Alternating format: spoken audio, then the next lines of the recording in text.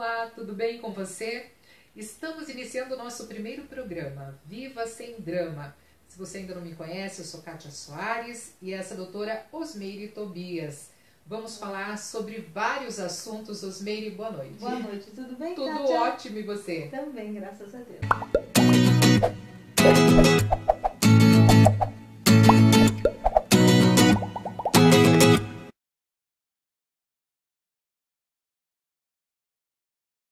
Nesse nosso primeiro programa, doutora Osmeire, nós vamos falar sobre diversidade, sobre pluralidade, uma palavrinha trava-língua. Trava-línguas. Pois é, mas tão importante, né? Fundamental. No dia a dia, fundamental. E nós te convidamos a participar com a gente do nosso programa. Você pode nos acompanhar também no nosso portal e também pelo YouTube, né? No Viva Sem Drama, e mandar suas perguntas para a gente nessa live. Todas serão respondidas. Com certeza. Doutora Osmeire, como vamos começar? Então, eu gostaria de dar uma rápida explicação sobre a questão da diversidade, né? Nós vivemos cada vez mais num mundo onde, além das diferenças que já são naturais, né? Desde costumes, alimentação, tipo físico, temperamentos, nós temos outras que a própria atualidade vem nos trazendo, né? O consumismo e tantas outras coisas. Mas o bacana é a gente entender que para que a gente possa resolver isso da melhor maneira possível, nós precisamos aprender a desenvolver uma virtude que é muito complicada, né, para o ser humano, que é a paciência. Sim. E em especial o respeito. Quando nós aprendemos a nos respeitar como é que o outro funciona, como é que o outro vive, fica mais fácil de se relacionar. A convivência fica melhor.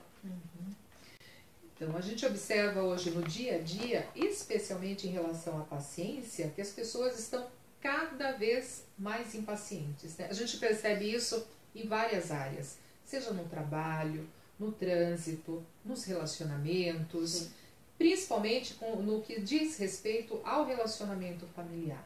Sim, porque o que a gente percebe? Que na nossa base do ser humano, nós somos regidos pelo princípio do prazer.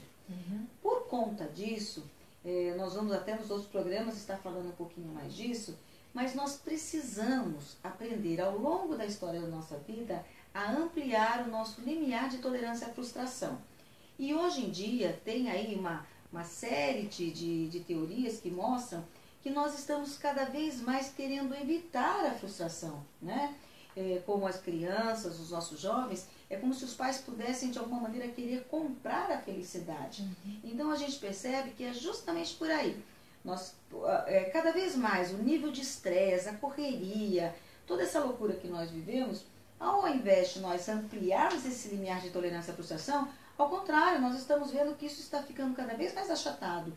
E com isto, as pessoas estão cada vez mais explosivas. E para ajudar, existem alguns tipos de temperamento que são levados mais rapidamente pelo impulso da ira, da raiva.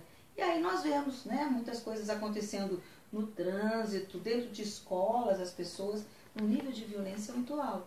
Uma coisa que eu observo, doutora, é que, na verdade, existe essa mudança comportamental e ela passa por várias etapas. Se a gente for pensar no passado, antigamente as pessoas eram um pouco mais tolerantes. Ou é uma impressão? Eu penso que era, porque também nós tínhamos uma demanda menor. A dinâmica de vida era também menos acelerada. Então a gente percebe que a nossa psique ela está muito ligada à dinâmica do inconsciente coletivo que nós vemos por aí. Por exemplo, hoje em dia, eu atendo às vezes no consultório pessoas que já chegam com um limiar de angústia maior, mas aí a gente vai conversando, a pessoa percebe que ela mesma está com tanto problema, que não está com tanta dificuldade, mas de repente o inconsciente coletivo fala tanto, a mídia fala tanto, que é como se nós ficássemos impregnados, né, com esse mal-estar.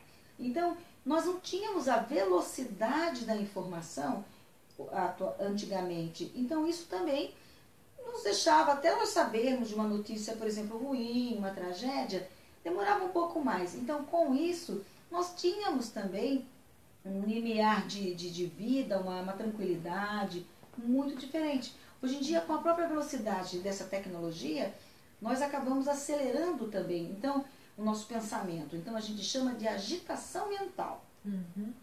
E nós tivemos grandes conquistas, doutora, com o passar dos anos em relação aos direitos da mulher, falando assim.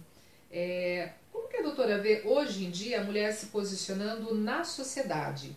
Isso para citar nesse momento a mulher, mas também vamos falar sobre os homens. Certo. Então, o que eu tenho ouvido muito e tenho trabalhado, que na verdade toda essa conquista que foi feita, e ainda precisa de muita conquista, ela está um pouco atrapalhada. Eu penso que também, olha aí de novo, pela velocidade, pela intensidade e rapidez que tudo isso se deu, é como se as mulheres muitas vezes não soubessem aproveitar disso. Ou melhor, não tivessem ainda equacionado, equalizado um pouco melhor as conquistas.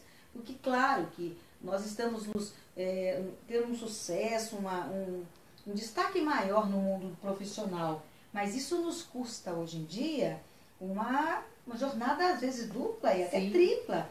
Por quê? Cansativa. E cansativa. Então, com isso, a gente percebe de novo, olha onde vai o limiar de tolerância baixo com a frustração, porque o nível de estresse é maior.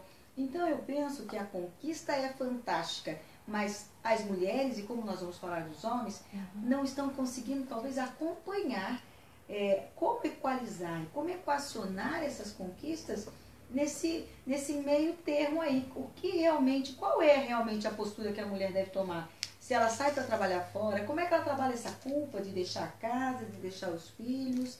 Então, as conquistas existem e precisam de muito mais, mas a gente precisa tomar cuidado com essa velocidade, com a intensidade que isso está, essa dinâmica tão rápida, porque falta às vezes um pouco de conseguir fôlego para acompanhar e fazer, na verdade, isso ser bem viabilizado e não se tornar mais um problema. E em relação aos homens? Também. Parece que os papéis estão um pouquinho trocados. Sim. E isso está criando uma confusão razoavelmente grande. Nós vamos estar falando um pouquinho mais disso daqui a pouco. Ok?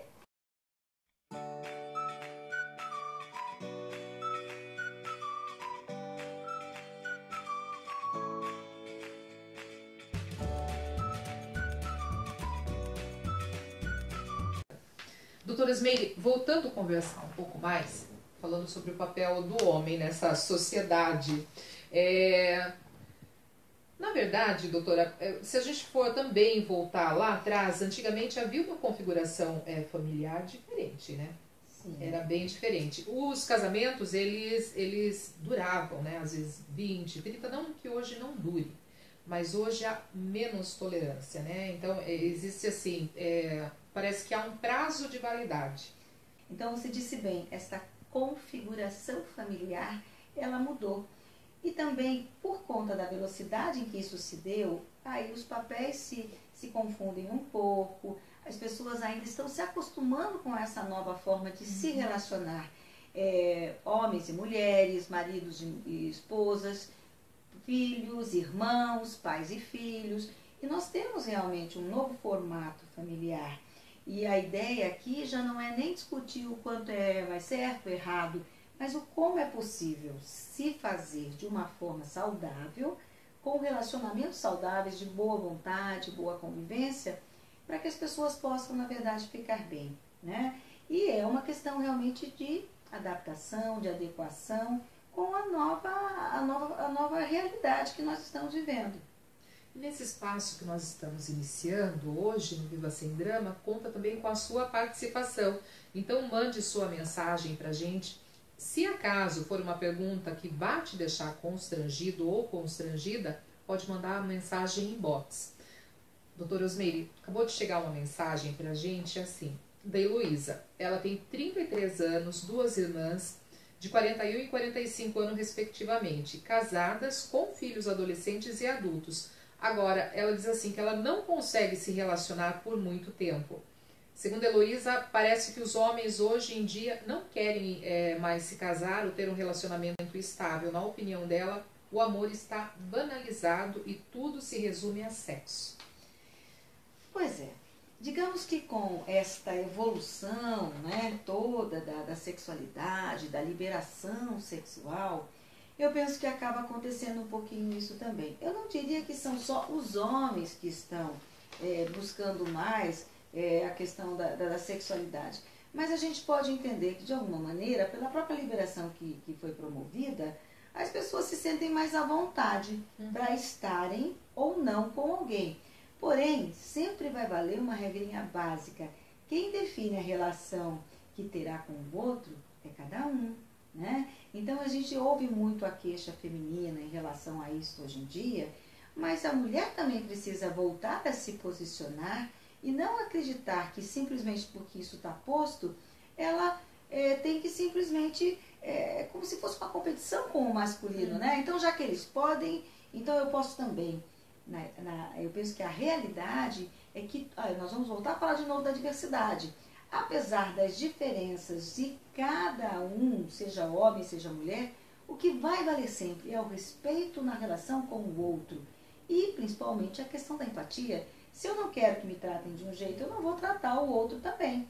Então, eu penso que a nossa ouvinte aí, né, talvez ela precise rever os seus conceitos, a sua forma de funcionar em termos afetivo amoroso. Mas eu não acredito que dá pra gente só colocar que é por conta da forma que os homens estão vendo os relacionamentos hoje.